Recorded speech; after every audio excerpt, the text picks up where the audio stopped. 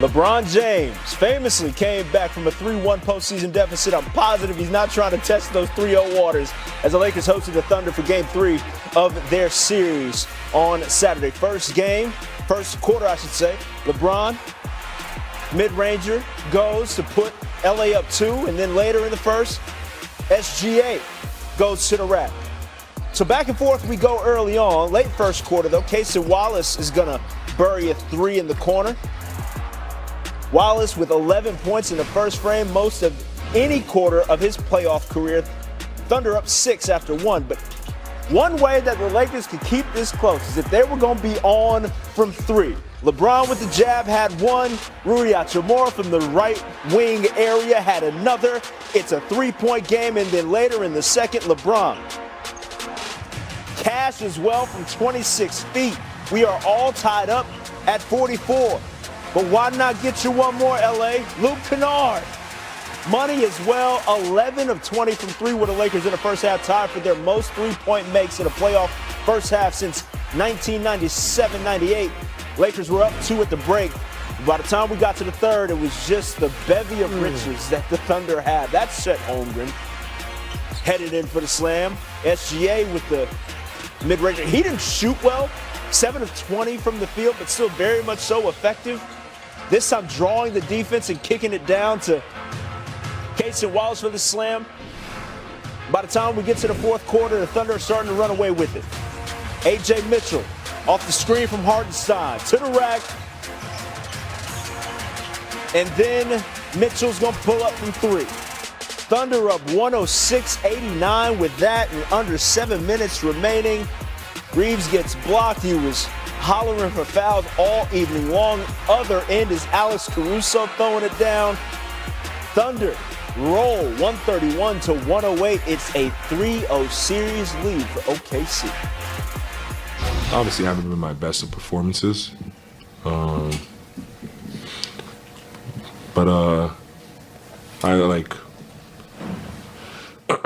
I think I've been able to help the team win, and that's most important. As long as we win, if the rest of the playoff run or the rest of my career look like what it looked like the past 2 games, I'll be okay with it because we won games. So that's how I view it.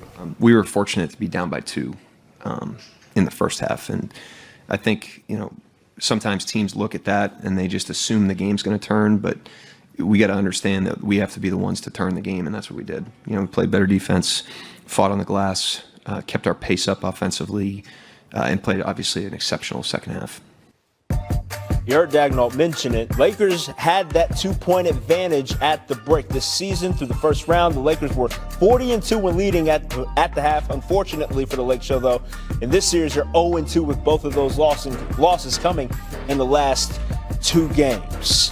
More post-game sound here. What is your level of anger and or disappointment? I want to say I'm not angry or disappointed. Obviously you're disappointed in the simple fact like you being down 3-0, obviously. But we still got life, and that's all you can ask for. And we got to be much better on Monday. What kind of effort will it take to get one game?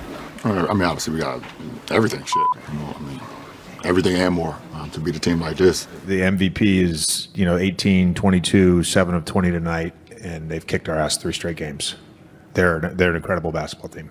3rd straight game, we're right there after 2.5 quarters, and we tried different lineups, tried different coverages, still lost those minutes again. We've got to be better, but I'm not giving up on the series, and we're going to go try to win on Monday. We're going to try to extend the series, and we're going to try to They could play in the first half, Joe. They was 55% from the 3. Everybody, the ball was moving, even though they had some turnovers, but I thought they shot the ball really well. But it's almost like Usain Bolt when he was in his prime. You knew at 60 meters you might be even with him, but you knew he had another gear that you couldn't get to, and he was going to win that race. And that's what happened. The Thunder just have a gear that the Lakers are just unable to get no matter how well they play. And because they can hit you from so many different ways. Ajay Mitchell was sensational tonight. Even though Shea got going late, he wasn't the issue. Yep. Mitchell was. And then you got Chet being Chet. Hartenstein keeping balls alive. Ayton Wallace comes in. He can't miss. Isaiah Joe comes in. He can't miss. Caruso is Caruso on both ends of the court. Joe, the Thunder beat the Lakers 131-108. If you look at Ayton, he's averaging less than 8 points a game, shooting less than 40% from the floor. Ajay Mitchell had 24 points, 10 assists, 4 rebounds, 3 steals, shooting 59% from the basket for the game. Players with 20 points, 10 assists, 3 steals, and 0 turnovers in a playoff game since 1990.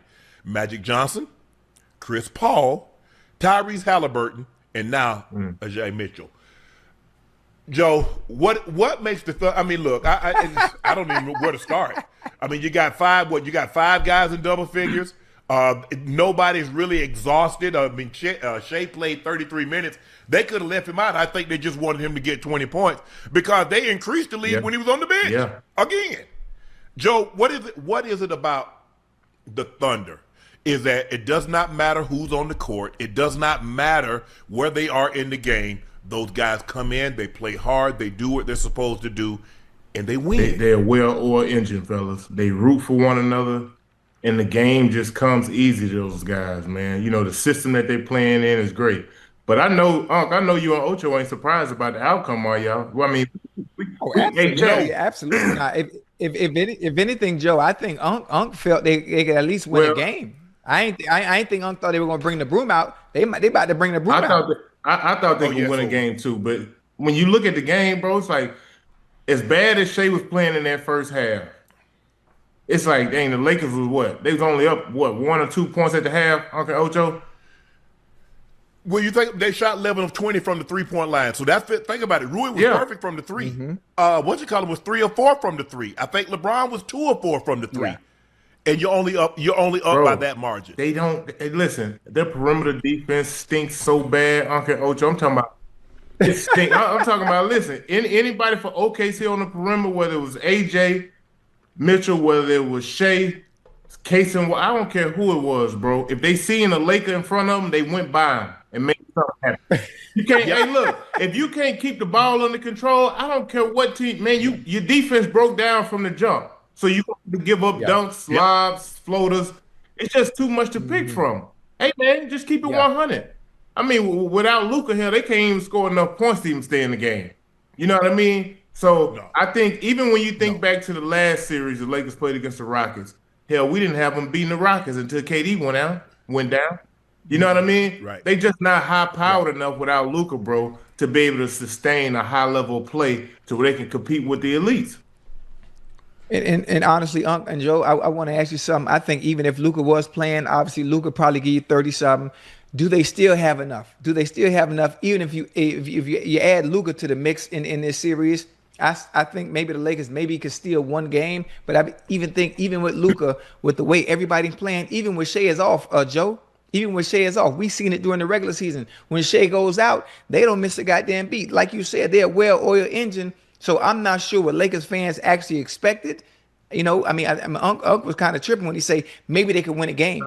I didn't even think they would win a game. I didn't want to say that because I'm just being realistic based off what I've seen from them.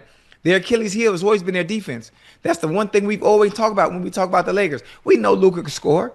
We know LeBron could do his thing. We know what Austin Reeves could do. You don't know what Ayton you're going to get from night to night. Marcus Smart is the only viable defensive player you do have. There's only one of him on the goddamn court. Shea having a goddamn bad night, and at the half, you only got them up 1, 2, 3 points. Man, they got too many guys who could beat you, bro. You got guys coming off the bench, hell, who probably could be starting for a team in the league. Like, Wallace is definitely because he's a two-way player. Yeah. He's a 3-and-D guy. He can play. He can defend. He can take you off the dribble. He can shoot the 3. And I think the thing is, Joe and Ocho, is that when you look at it, I think the thing, and the Lakers turn the ball. See, they got 2 problems. They don't play defense, and they turn the ball over too much. Yeah. So now you already don't play defense. Now you're giving up easy possessions where you're not even in position to defend. And then I'm looking at these guys, and this is when I know I say, you know what, it's over. You should just pack. Shea is shooting a free throw. He makes the first one. He misses the second one. They allow an offensive rebound. They kick out and hit a three. I'm like, you got to be kidding me. The cameras called J.J. Redick. I thought John Ayton gave up 2 offensive rebounds. I can't play him. I just can't play him. Yeah. The broadcast was killing Ayton, saying he wasn't even trying. But see, people get on. I keep telling you. It's not that he doesn't have the ability. He doesn't have the consistency. That is the problem, because we've seen him give you 20 and 12. We've seen him give you 18 and 11. We've seen that, but we also seen him give you 4 and 6. And we also saw the effort that he gave you tonight. It just seemed like it seems as though Ayton just kind of be out there going through the motions. It's like you can tell when a guy really loves playing the game of basketball, or he just out there. It's like, this is my job. It's a big difference, fellas. And to me, I mean, I think his energy and effort could be way better, because I know he a talented guy, and they need him in this series, bro.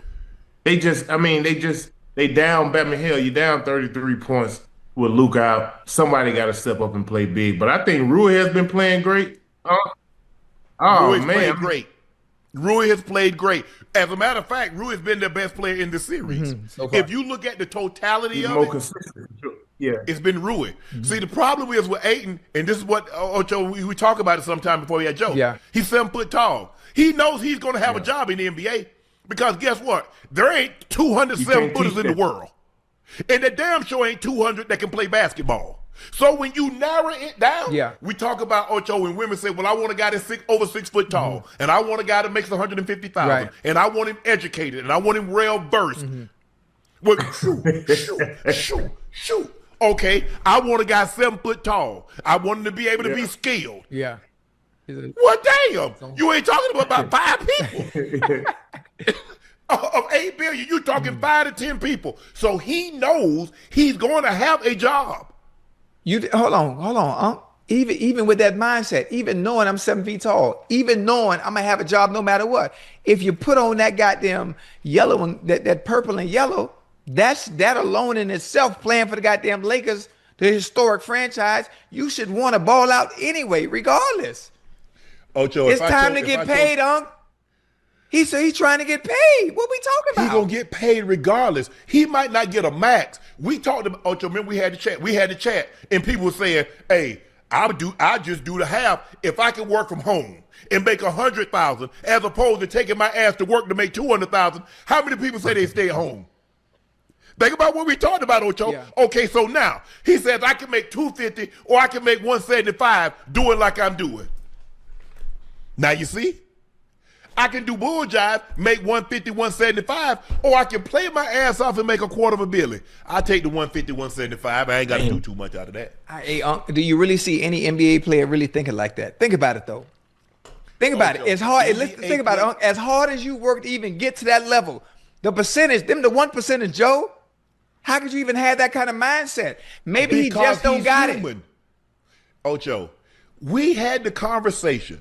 Would you rather make 250 and go to the office, or 100,000? What did the percentage of the chat say they would rather take, Ocho? They'd rather be at the crib. Okay, so he's human. Regardless that he's a professional athlete, you got to realize professional athletes are a microcosm of society. All you just did was remove him from working a 9 to 5 daily, paying him an absorbent sum of money. But some are still undisciplined.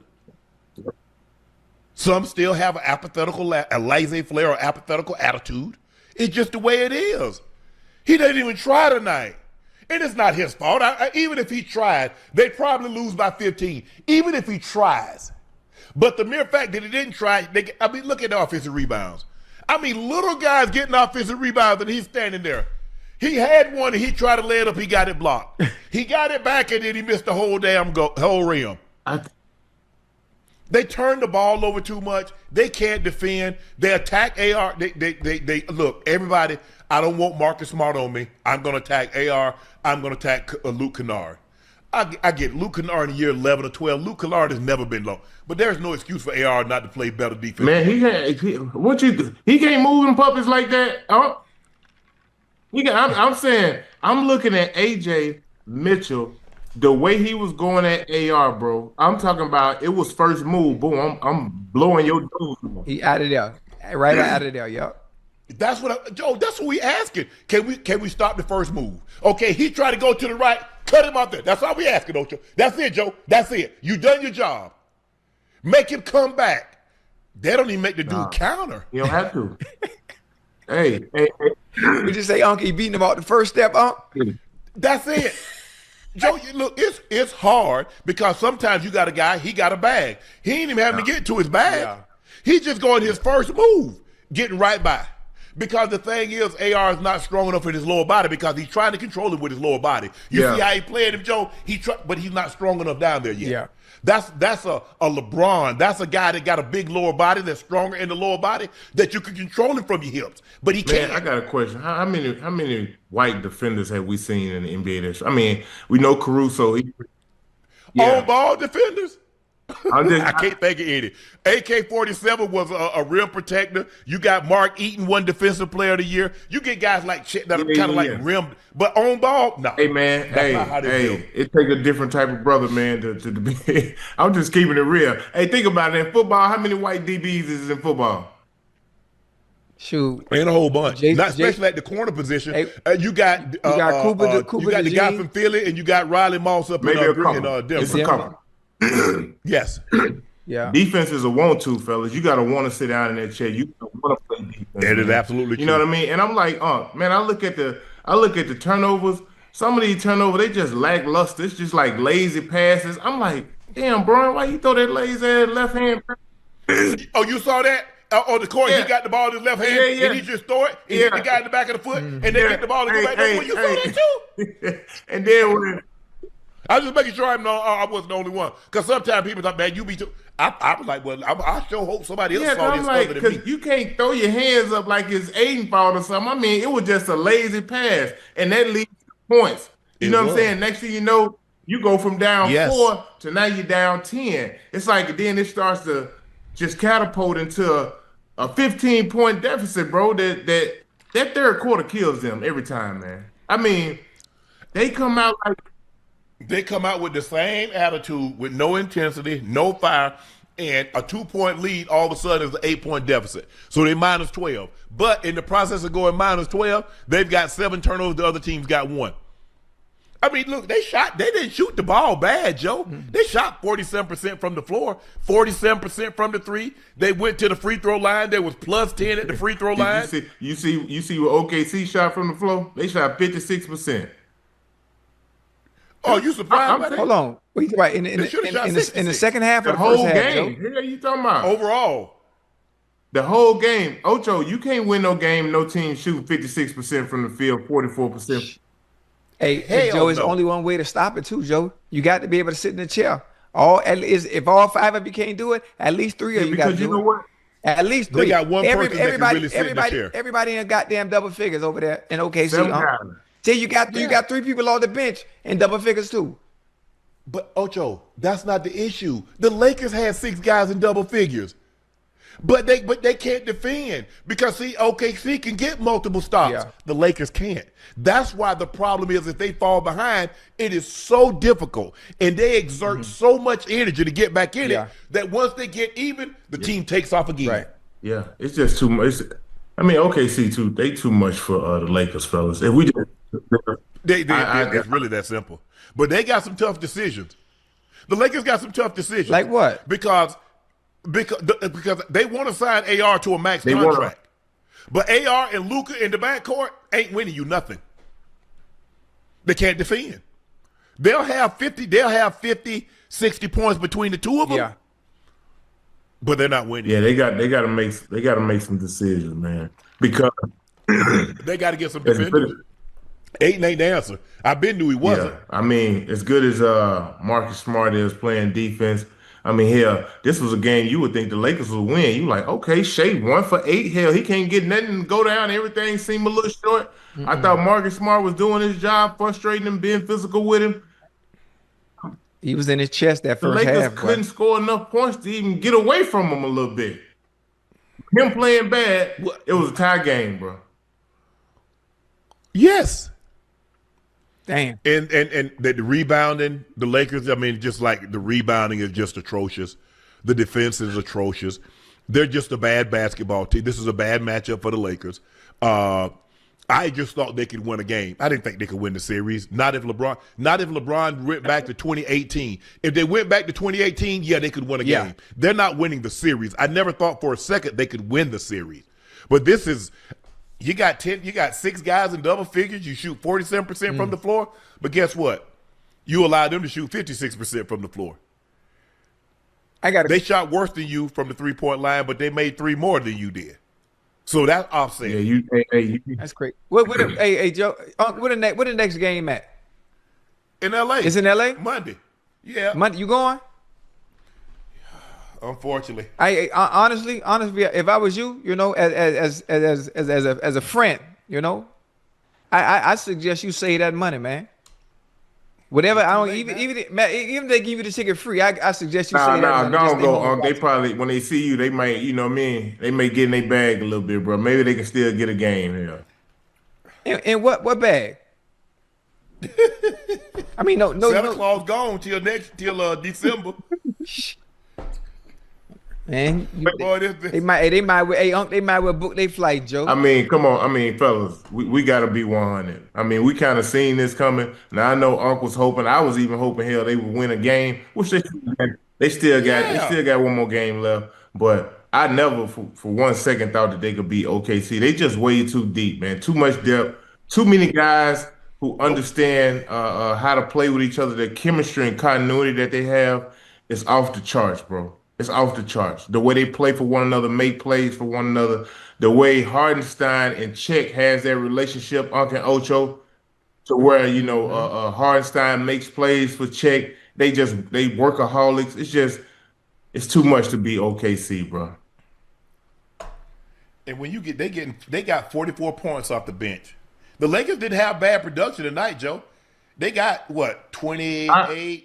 29. They got. I agree. They didn't play bad offensively, but damn, defensively, it's like every.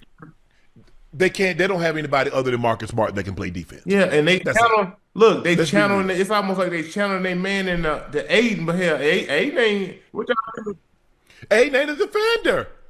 You running him into a guy. All you doing is like, hey, look, we're gonna bring him right here. You make sure you close the door. And I'll be damned, he closed the door once the ball in the basket. Once they done got in the house, he closed the door. It's too late. Yeah. Hey, them boy nasty, Unc. Them boy nasty. You know what? In football terms too, when I think about it, I think I made this comparison not too long ago. Obviously, this is the best thing for me to do is to use football analogies to compare to basketball teams. And when I look at OKC, Unc, I forgot what show it was when I compared it to the greatest show on turf. Really? Huh? But they really, hey Joe, they had no weakness. Goddamn Marshall Falk and all them boys when Kurt Warner was the quarterback. It every single one, every single game is somebody's show. It's somebody different. You don't know you don't know who gonna ball out, and there is no weakness. It's not, bro. I mean, you think on the road, obviously contain and shade the way they did. It's just energy and effort that you need from the Lakers. They may give it to you for a quarter, okay, Ocho, but hell, a quarter ain't enough. It's 4 quarters in the game, you know. And you take the last 2 quarters off with no energy and effort. Well, that's what OKC thrive at. They wait you down. They wait for your ass to get tired. Then they mash the gas. They mash the gas. But if you think of that third quarter again, they come out with no energy, and they have a little too. I mean, because think about how soon they wiped that lead out. It was only, what was it, 59, 57? They wiped that lead out, and it was boom. The game was tied, what was it, 83 all, 73 all, 83 all? And then they go on a 13-2 run. Think about the turnovers too, though. Oh, not the fact that not only can you not score with them, but you turn the ball over too, and they getting points off your turnovers. That ain't making it no easier. On top of that, can't play no damn defense. Hey. And then he brought Cleveland. I want to try to figure out why he brought Cleveland in the game. On 3 straight possessions. Got his nose blew out. Got dog blown off, got turned the ball over, and then committed an offensive foul. he should play. If you're 30 up or you're 30 down, you put him in the game because you got to run the time out of the. But other than that, he can't play. He can't play no minute. I mean, 8 minutes in there, he was awful. You gotta, hey, Unc, you gotta understand that pressure, man. Wearing that jersey, man. Yeah. And it's the playoffs too. The lights are Ocho. bright.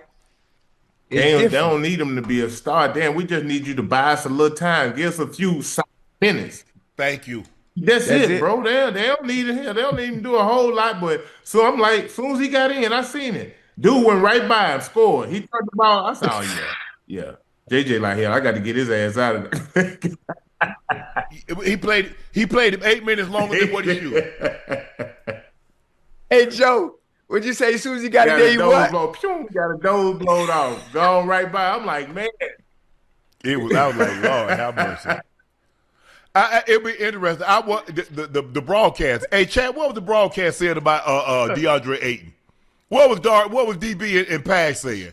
They couldn't have been pleased with that effort. Oh man, because he didn't look like he cared. Sometimes you look like a guy's caring, and you could tell he got frustrated because he shoved no boy in the back. I'm surprised they didn't give him a flagrant one. Oh man, yeah, because he on the recipient of that pick and roll when they coming downhill, and as soon as look, you know how frustrating that is. That's how guys get dunked on. If I'm the center and Ocho, you the guard, you can't keep your man in front. I gotta keep coming over helping your ass. Yeah. I'm gonna be pissed off too. Hey, especially if you don't get there fast enough, you're gonna be on the poster. It is, and Joe, I'm trying to figure out. I thought, you know what, we're gonna run the guys off the 3-point line. Why are they walking out there with their hand up? Austin Reeves did that how many times? DA did that too. It was DA that let Shea get into a rhythm because prior to that he hadn't made an outside shot. Everything he had got 2 layups and a free throw. But then he hit that one shot. He saw that ball go in. That was it. You see Austin Reeves stand up there like this here. You see it, bro, run them off the 3-point line. Yeah. And then I saw Lou Dort put the ball on the floor, go away from the basket, and kiss it off the glass. I said, you got to be kidding me. Hey, that's what. But hey, hold on, now I came on downstairs, started eating me a slice of my pizza. Hold on, you got to be careful now, right? You talk about Austin Reeves doing the Statue of Liberty, but as soon as you try to run them off the 3, they're gonna put the ball on the floor and go right by you anyway. Okay, you rather them score 2 or 3? I mean, because they did that 3 times in a row, man. So instead of giving up 6 points, now you gave 3 points. You gave up 9 points. And some things you just can't explain. I mean, hell, they miss a layup and they beat you. You miss a layup and they beat you down court. It's just like they were giving up so many easy baskets and them turnovers. It just sucks the life out of you, bro, when you turn the ball over carelessly like that. You know what I mean? I'm watching the game. I'm like, man, Lakers, y'all really got a chance, bro. But it seems like. Then they turn over. LeBron turn it over. AR turn it over. Ayton turn it over. And the thing is, I'm looking at LeBron, bro. Now you see in the fourth quarter, you see how he was going to the hole with force. Mm-hmm. In the third quarter, he think he's gonna get some calls. They haven't given you calls all season. All playoffs long. And prior to him shooting these free throws late in the game, he had only been to the free throw line 6 times. But somehow he thought all of a sudden he gonna turn into Shea or prime James Harden and Joel Embiid and get to the free throw line 5 times. They not calling that. Either go with authority or just back the ball back out. And you got to give OKC credit, man. They got great bigs who know they roll down there. I'm talking about offense and defense. Because you come in there, they wall up, they block shots, and they hustle, bro. That's the one thing I always say, bro, can be a constant. Your energy and effort, you can bring that shit every game.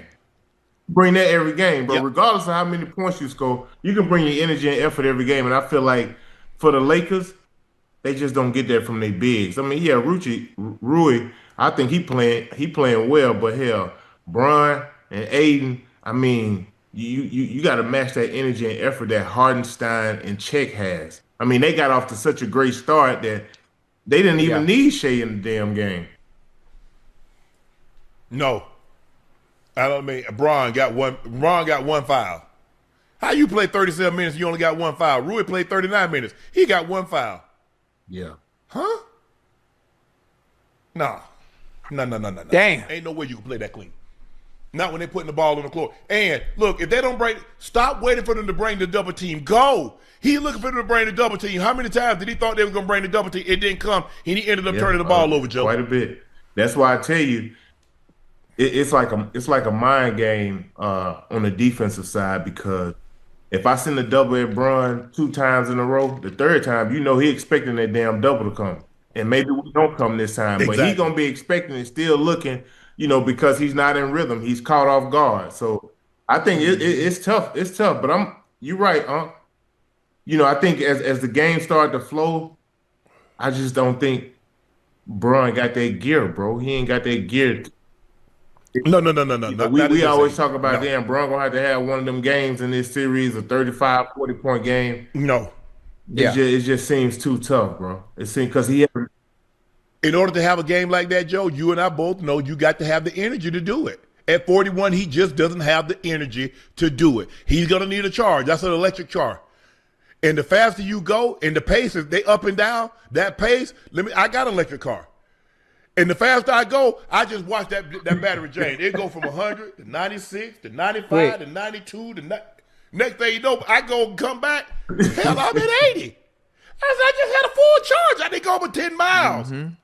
But I was going faster than the 55, 60. When they played this young man's game and they up and down, they shooting threes and you got to get up and down, he doesn't have the endurance to go give you that now. That game where he can sustain it and give you 40, give you 45, maybe 50, I don't see it. Right. I don't see it. Off the bench, outside of Luke Kennard, who the hell gonna come in there and really make a difference? I like Fierro. Fierro gave some. He gave you 8. Man played 13 minutes, gave you 8 rebounds. How he the leading rebounder, Joe? And played 13 minutes. He's a rookie from Arkansas. I like him too, Uncle Ocho. But guess what? His energy and effort, that's what they need. But hell, he was so wide open a few times to where he was Draymond Green in it. He wide open, go to a dribble. Hey, you been sitting on that damn bench long enough, bro. You better get you some shots up. You better learn how to shoot in this league. If you want to play in this league and you want to play for a long time, you're going to have to learn how to shoot. But I think they got guys that's capable, these young guys. But hell, JJ Redick ain't got no confidence in none of these dudes, bro. Like he literally playing. He playing his starting 5 and Luke Kennard. The rest of them get 5 minutes. That's it. They know they can do. And I like Luke Kennard. I thought Luke Kennard looked good. Luke Kennard, he shot the ball with authority tonight. He looking for his shot. They did a great job. Hey, he's not a defender. He just the thing is, Joe, they just look. Ocho is just like we got a white DB or safety on us. I'm looking to cook. Hey, I'm sorry. Hey. Scrambled eggs, bacon, pancakes. Hey, they ain't. I'm just saying, I'm just telling you what it is. That's my thought process. You're right. They ain't melanated enough. I'm gonna just keep it one. When Luke Kennard and AR out there together, if I'm on the other team, shit, look at Casey Wallace and AJ Mitchell. Man, Shea was on the bench. Boy, they were going at them boys left and right. Yeah. Yes. You thought, I was like, well, damn, I thought Shea was on the bench. How Shea get back in the game? It's like Larry Bird said, y'all put a white guy on me, that's disrespectful. Y'all give me a break. Don't disrespect me like that. Hey, y'all know real hoopers. It's bad. But the thing is, Joe, look, they made it this round. They weren't supposed to go. They weren't supposed to beat Houston. They beat Houston. I thought they could win a game. In my heart of hearts, I thought they could win a game. Did I think they could win more than a game? Absolutely not. Absolutely not. Not with the way they defend. And the only thing is, Houston, those young guys ain't smart enough to know they should stay on the attack. This team, y'all can't defend. We're going to attack y'all at every point. Whoever gets the ball, attack the back. Don't you let them off the hook. Yeah. But I think let them off the hook. And the Thunder didn't let them off the hook. They're look. I think the best matchup is going to be, and we're going to talk about this, San Antonio, because they got defenders. Yeah. They got guys that can guard.